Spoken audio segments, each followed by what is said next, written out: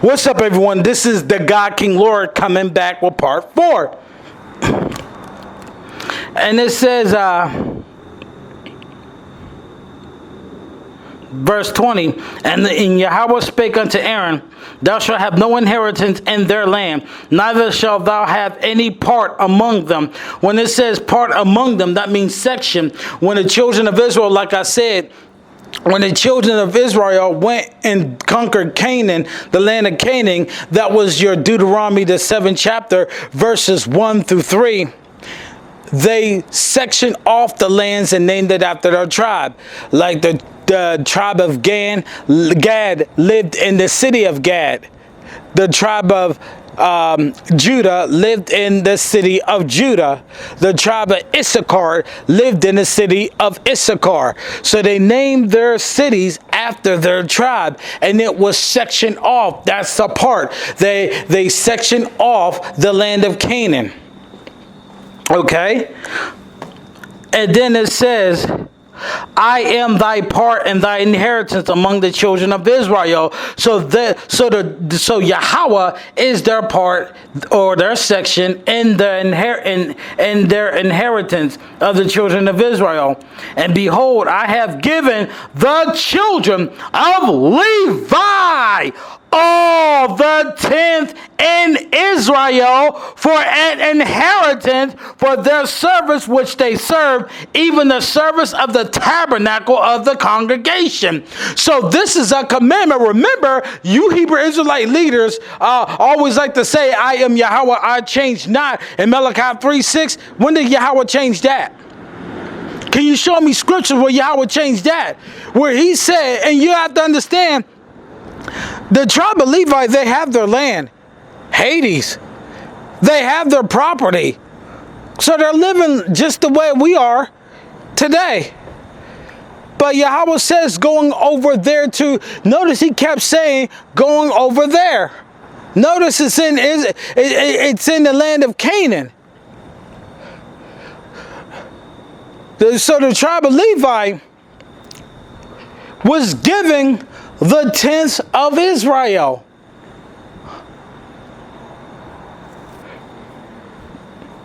Did y'all catch that? So once again, I want anybody to prove to me that they're from the tribe of Levi. And it says, even the service of the tabernacle of the congregation. Verse 22 is another killer. It says, neither must the children of Israel henceforth come nigh the tabernacle of the congregation, lest they bear sin and die. Now, what are they doing? What are they doing? We're going to jump down to verse 29. Excuse me, verse 28. Verse 28 said, thus ye also shall offer and heave offering unto the Yahweh of all your tithes, which you received of the children of Israel. And notice, they're going to offer up a heave offering of all your tithes, which you received of the children of Israel, and ye shall give thereof Yahweh's heave offering to Aaron the priest. Is there anybody from the house of Aaron? Can anybody prove that they're from the house of Aaron? Oh, cut again. Out of all your gifts, you shall offer every heave offering of Yahweh of all the best thereof. Remember, the house of Aaron and Malachi didn't do that. There's the connection in Malachi. The house of Aaron didn't do that. Yahweh said, you shall offer up your best. The house of Aaron in Malachi chapter 1 offered up the lame, the sick, the staleness. They offered up crap to Yahweh. They offered up crap to Yahweh. That's why when Yahweh said, will a man rob God? They were the ones who do that because they offered up crap. Folks don't read. And it says, out of all your gifts you shall offer every heave offering of Yahweh of all the best thereof, even the hollow part thereof out of it. The hollow. Remember, As we read in Leviticus, the 27th chapter, verses 30, the seed of the land, the seed of the tree, and every 10th animal, flock or herd that pass under the rod, the 10th shall what? Shall be made holy. So the 10th shall be made holy. So therefore, that's what it's saying, that the 10th shall be made holy. Then it says,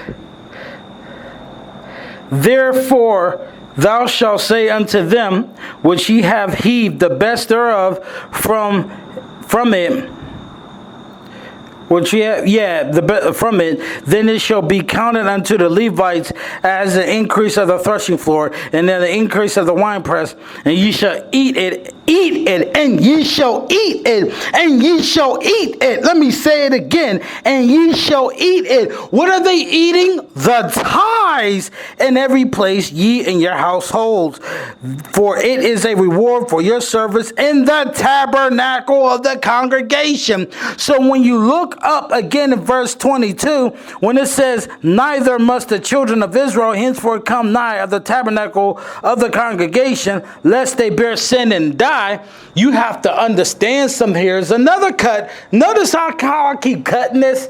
I love it. Here's another cut. If you're from the tribe of Judah, you cannot take tithes nor teach people and tell people to tithe. If you're from the tribe of Issachar, any tribe of the children of Israel, and you come nigh to the tabernacle and offer up a heave offering to Yahweh, you bear sin and was put to death. That means every single Hebrew Israelite leaders, if this tithing doctrine, 10% income crap was for real, and this tithing doctrine was legit, we will not have ISUPK, we will not have GMS, we will not have HOI, we will not have HYK, we will not have Ambassadors of Christ, we will not have GOCC.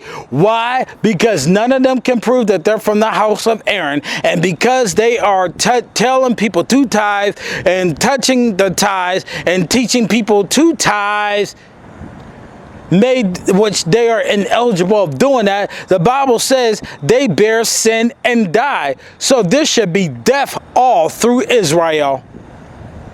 That means Zaquan Malak, what I told you about, who I told you about earlier, he wouldn't have been living. None of them would have been living ever. We wouldn't even had that conversation because he would have dropped dead. Zabak would have had dropped dead. Oh, add another one. Bokwash on 14th Street would have dropped dead. And I debated his stupid demonic behind. When I told him he's exposing doctrines like false doctrines like crazy, are you going to expose the false doctrine of tithing? No, he rather sees people get ripped off. And I'm sick and tired of these Hebrew Israelite leaders treating us like crap because we go against a doctrine and we're the ones who have proof. We have not read out of Yahweh's mouth anything dealing with money. There is no such thing as tithes being money. Notice when Yahweh said that the house of Aaron is going to take the tithes, they're going to offer up a heave offering to Yahweh. And when they offer up a heave offering to Yahweh, they're going to do what? Eat that offering from the tithes. I know they nickname money bread or they nickname money cheese, but that ain't the bread and cheese it's talking about. Somebody need to stop lying, and that damn sure ain't me, because I believe what Yahweh was saying. So you have to understand too, they're not even doing this. They're not even doing this. You know, when you look at their doctrine, 10% income doctrine, everybody's handling the money. Everybody's handling the money. So they're not even following protocol when it comes, even when it comes to money. Let's just say money was the tithe, even though we know damn well it's not. Let's just say money was the tithe. Then where is the house of Aaron to accept the money? Whoo! I told y'all they're going to have a problem with me. all schools, I'm calling you out for the lies that you have said. Then got a nerve to have counsel on me and telling me I'm out of line. No, the Bible's telling you out of line. HYK.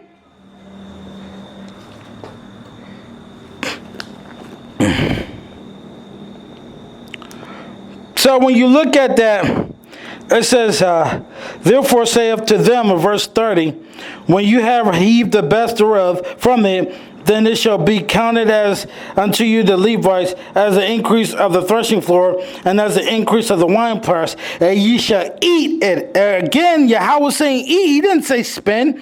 Eat it in every place, and ye in your household, for it is your reward for your service of the tabernacle of the congregation, and ye shall bear no sin by reason of it, when you have heaved from it the best of it, neither shall ye pollute the holy things of the children of Israel, lest you die. And that's what happened in Malachi.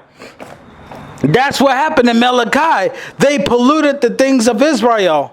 So when you pollute something of Israel, they took the tithes of Israel. And the children of Israel, the 11 tribes, they tithe perfectly. The problem was never with the 11 tribes. They tithe perfectly. And they gave the 10% over a period of time with the animals being in there. Some of them got roughed up. Some of the food was going bad, and because the house of Aaron was taking the good home for themselves and offering up Yahweh crap, they took that, and when they took that, they offer up to Yahweh. It's the same as taking that of the children of Israel. So therefore, the curse came upon them, not only them, but it came upon all Israel. I hope that y'all getting that. I hope that y'all getting this, because what I'm trying to do is paint a picture and have you see the true meaning of tithes, because we have been lied to like crazy about the tithes. And it's sad that we have been lied to by our own Hebrew Israelite leaders, who's supposed to lead us in truth, but yet still is deceiving us, teaching the white man's Roman Catholic Church doctrine called tithes. So what are we going to do? We're going to go back to Malachi chapter 3. Malachi chapter 3. Let's go back there. Malachi chapter 3 verse 10 says, bring ye all the tithes in my storehouse, that there may be meat in my house. And it says, improve me now herewith, saith Yahweh hosts, if I will not open you the windows of heaven and pour you out a blessing, that there should not be room enough to receive it. First of all, to understand what this scripture is talking about, number one, what is the tithes? According to the scriptures, the tithes is the seed of the land and the seed of the trees. That's the tithe. And what else is a tithe? Every 10th animal. Notice when you look up the definition of meat, it says edible parts, or it says grains in that, and then it also says meat, as in fleshly meat. So meat has absolutely nothing to do with money. So we know that is, but it said bring all the tithes in my storehouse. Now where is the storehouse talking about? Let's precept that. Let's get Deuteronomy, the 12th chapter. Deuteronomy, the 12th chapter. And we're going to start at verse 6.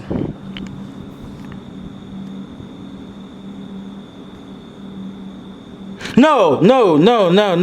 Verse 5. Deuteronomy, the 12th chapter, we're going to start at verse 5.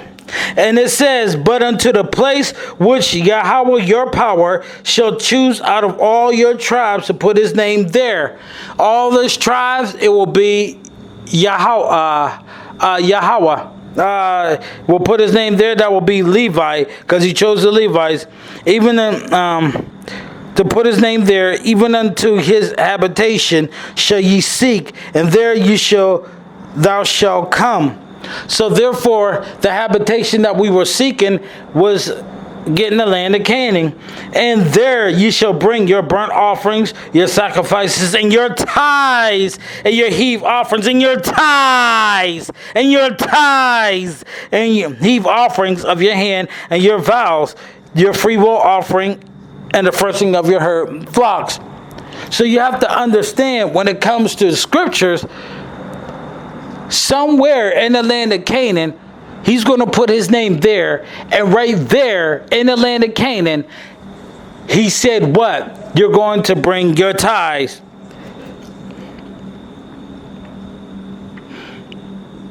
But so can I prove it?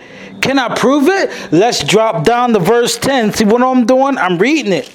Verse 10 says, but when you go over Jordan, little sidebar, Deuteronomy the 12th chapter, verse 10, I want you to burn that in your mind. Why? Because remember our ancestor song, Swing Low, Sweet Chariots? Well, one of the verses says, as I look over the Jordan, what do I see? The angels coming to take me home. When you look over the Jordan, let's read it. But when you go over Jordan and dwell in the land which Yahweh your power giveth you to inherit, when he have given you rest from all your enemies around about, so that you dwell in safety. So therefore, we're going to go over Jordan. We're going to have peace. He's going to give us rest from all of our enemies. These are stipulation. He said, then there shall be a place which Yahweh your power shall choose to cause his name to dwell there. Where is that? Jerusalem. What does Jerusalem mean? Yahweh, city of peace. Ah, that's it. Jerusalem. And it says, there shall ye bring all the I commanded you, your burnt offerings, your sacrifices, your tithes. Come on now. So it's Jerusalem. So Jerusalem, it's a commandment that the tithes be brought there. Nowhere else, because Jerusalem is also where the Solomon's temple is. So I want everybody to understand that's what it's saying. That's what the scriptures is saying. So what I'm going to do is I'm going to come back with part 5. I will be right back.